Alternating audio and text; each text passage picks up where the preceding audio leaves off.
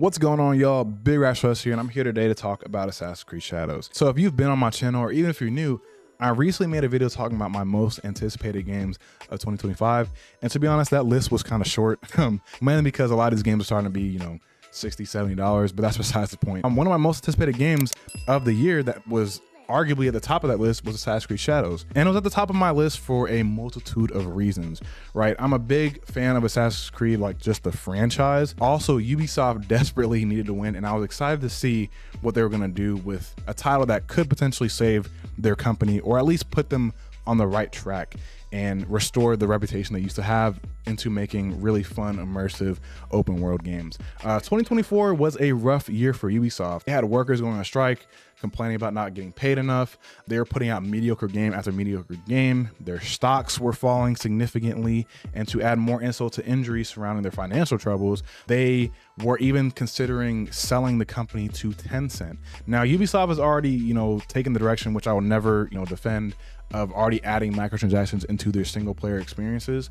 But if Tencent buys Ubisoft, you will need to pay $5 just to press the damn start button. I mean, they have microtransactions littered throughout all their games. So I think it's safe to say that if you're a reasonable person, you wouldn't want to see Ubisoft fail, especially be bought by a company like Tencent, because at the end of the day, these are all, people working on these games. I think there's a huge disconnect with a lot of gamers nowadays that you might hate the business practices by that company, but 9 times out of 10, it's not the actual game developers that are the issue. It's the suits, it's the executives, the CEOs, the people who make hundreds of millions of dollars forcing these things into games that we don't want, right? So I always found it very weird that when Assassin's Creed Shadows was announced, people were just hating on it. Not because they didn't like what they saw, not for any gameplay mechanical reasons, but mainly because they saw a black character in the game. They kept calling it a woke DI garbage game, and Ubisoft is pushing an agenda, all these things. So I wanted to see this game succeed despite all of the disingenuous commentary. And you think I'm exaggerating when I say a lot of the commentary got ridiculous? I mean, it even got as far as where people were literally photoshopping George Floyd's face onto Yasuke. Oh, brother, this guy stinks! Side note, why is the right wing so obsessed with George Floyd? Why? It's been 5 years since we all saw him get killed on camera, get choked out with a cop's knee on his neck, and that same cop who did that is in jail. And the people who have empathy and actually care about other people, we're all happy that the cop is arrested and justice was served.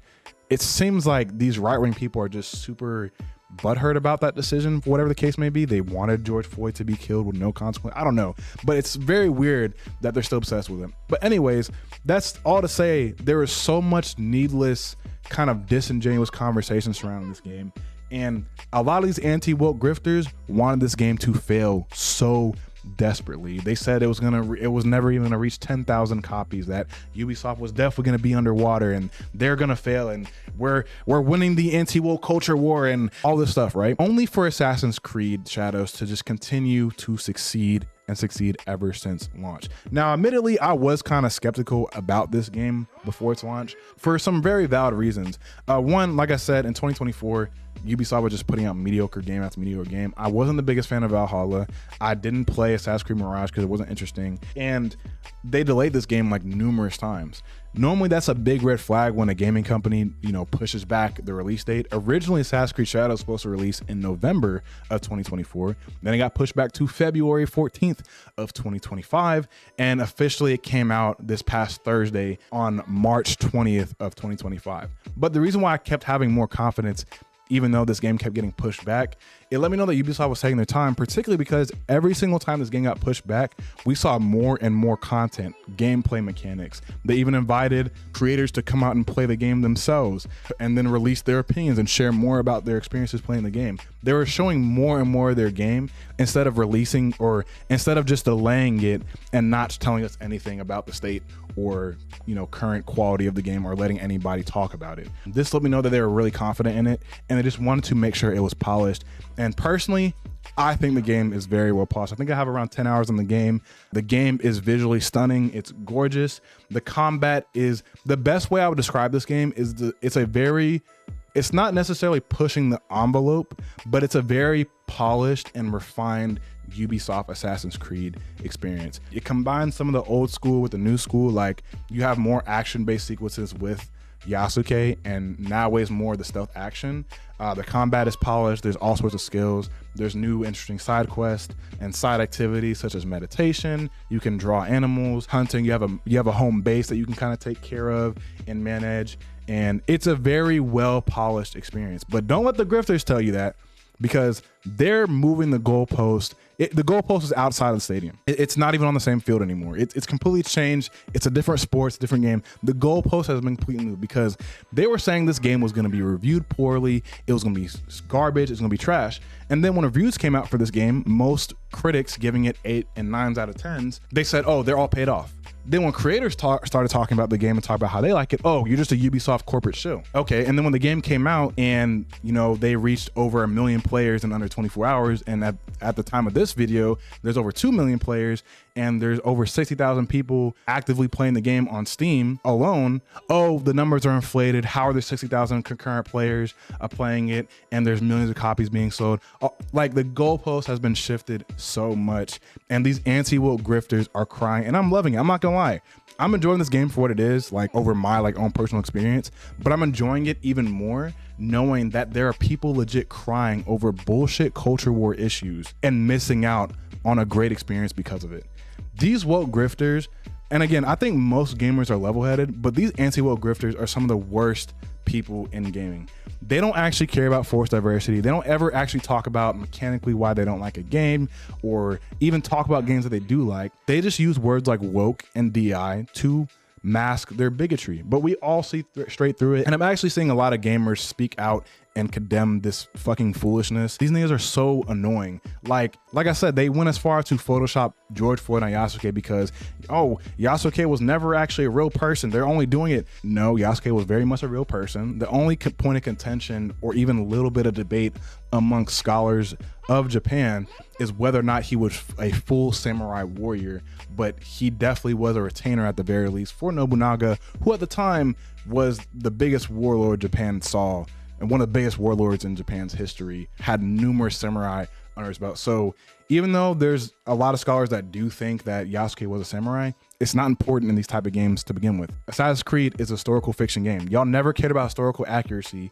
when you had fucking Ezio battle the Pope. You never cared about historical accuracy when you had Bayek in Egypt legit fighting gods. You never cared about historical accuracy when you had Connor Kenway, a Native American, helping out revolutionaries in America and speaking to Ben Franklin and taking down George Washington because he wanted to be a king and use apples of Eden from an advanced alien civilization before he, like, y'all did not care about the shit. You only care about it now, and it's mainly because there's a black person in the game.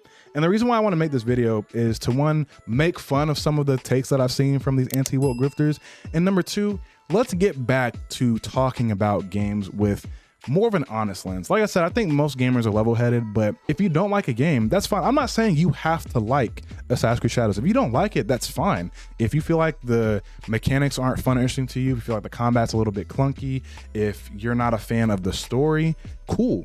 We can have an objective disagreement and talk about our own opinions as to why we like or don't like the game. That's fine. I like it, you don't, that's cool. But if you're somebody who uses words like woke, DI, leftist slop, like, if you use that, I know you're not serious, and I'm not going to take your opinion seriously, and you don't actually care about the game being good or not. You're just a bigot, and there's not a reason to say that. And if you feel personally offended by that, then fuck you, because there's 9 times out of 10, there's no narrative pushing or agenda in video games. And also, video games are a form of art, and art imitates life. And if a creator or a video game developer or company wants to put out a game that has some political messaging in there, it's their prerogative to do it, and it's your prerogative to not play the game. But anyways, let's talk about some of the craziest goalpost moving and just absurd criticism that this game has faced recently. So you remember how I said people were grasping for straws, even though the game is doing like super well and shifting, oh, it's not gonna sell well, or it's all paid off, it's fake.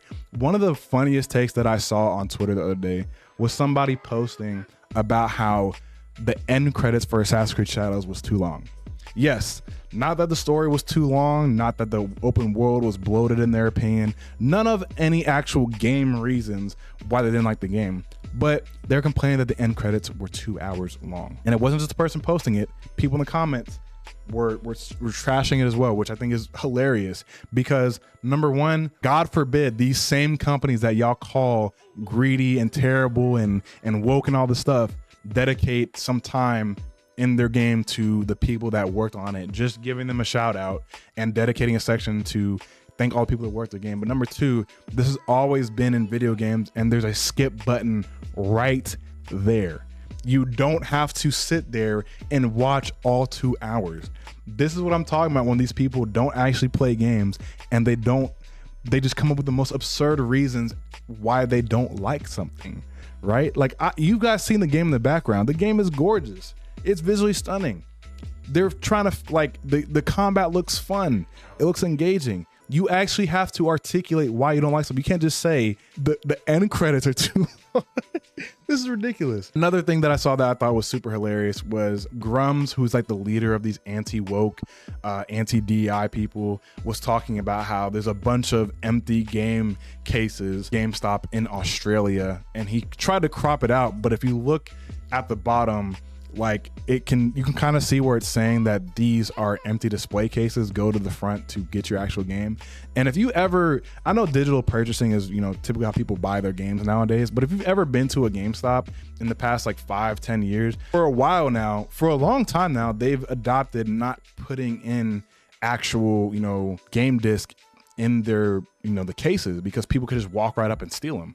You know, they had niggas stealing shit. That's the reason why they didn't do it. So this is nothing new. And it's just, again, another attempt to try and say, oh, Ubisoft is forcing sales. They're inflating numbers. They're trying to make it seem like this game is selling like hotcakes, but they're emptying stores. Like, get a load. Like, y'all need to, like, take a break, get a job, touch grass. Holy shit. God, like, these niggas are so annoying, man. And then the last tweet that I saw that kind of made me laugh was they're complaining that Yasuke has the ability to romance a non-binary character in the game. And the reason why this is funny is because, again, there's no forced agenda being pushed on you, especially with this game, because you can choose how you interact with certain characters and you have dialogue tree options.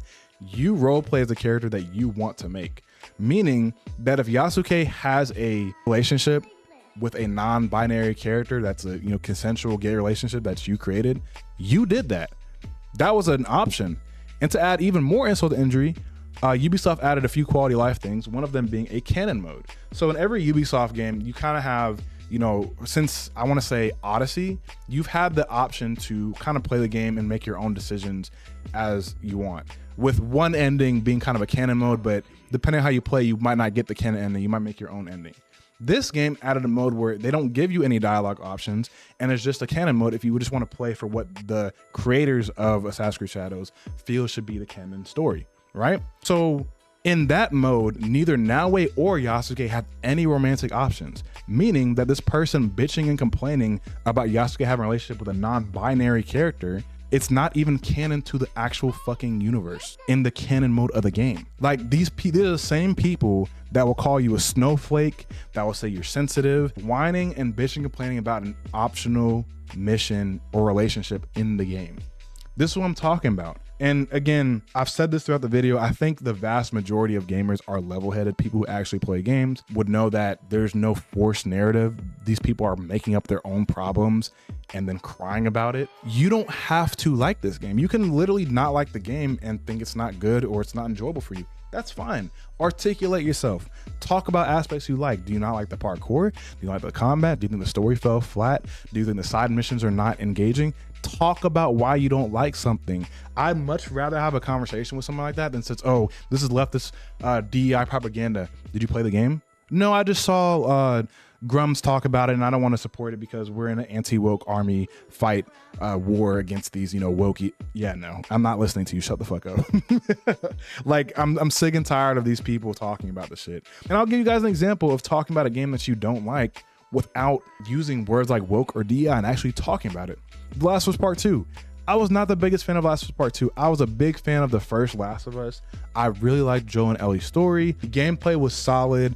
It felt, brutal. Engaging the melee was fun. The shooting was pretty solid, but the story was the ultimate highlight for me. So I was very disappointed in Last of Us Part 2. Outside of what took place in the story, where I feel like, they destroyed Joel and Ellie's character, from a pacing standpoint, the pacing was all over the place. You play as one character, then you meet a halfway point, then you play as the other character and go into a flashback to catch up to the present, and then in between those moments you have flashbacks within flashbacks as you switch back. It was just a whole bunch of unnecessary flashbacks and just pacing that I just thought was off. And then mechanically, I feel like the game didn't evolve that much to warrant a 7 to 8 year wait when you added a dodging mechanic and now you can go prone, which are things that should have been in the first game. And the thing, in my opinion, about The Last of Us is that the story is what carries these games. And that's typically the case for a lot of games. A lot of games have repetitive combat.